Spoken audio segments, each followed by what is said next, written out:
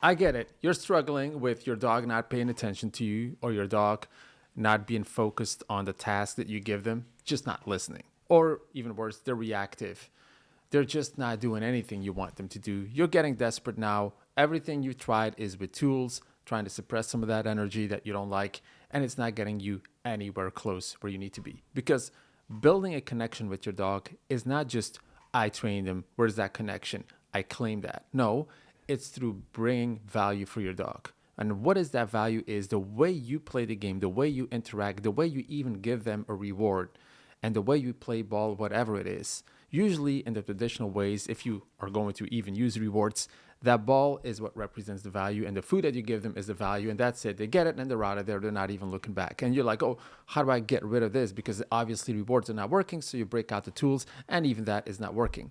Because a dog needs to see that you are more valuable than just a handout or a reward. Also, he needs to understand that the tool that you use is not to stop him, is to enhance his performance. All right, sounds pretty fancy, but how does this all work? I'll tell you. In the MVP, we're going to shift your mindset from traditional training and looking at corrections and tools and all of that.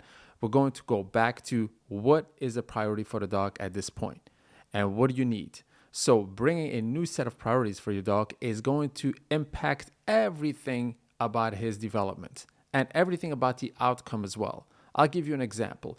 Some people like to have their dogs stay in the beginning because it creates stability and they're looking for stability to live in the house with them. So they believe if they put that priority of staying in the beginning, the dog is going to be very calm. It's going to be very easy to live with. And what you get is the opposite. Because first of all, if you have a puppy, for example, or if you're a young dog, the dog has natural energy by default. Like it wants to do something, it can't sit still. And now you want to have the dog do something they don't want to do.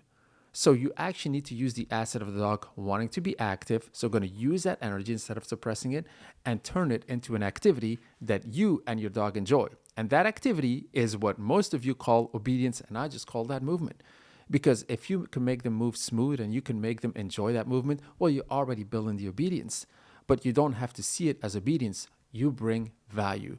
And it's going to be the same for your healing game. It's going to be the same for your focus that you're looking for. Everything is going to be attached to the value that you create by developing a set of skills that you can combine simultaneously. And that way you can do things better, faster, more efficient, with less energy drain from your side, more energy from your dog that you can convert in the result. And that's how we roll. So.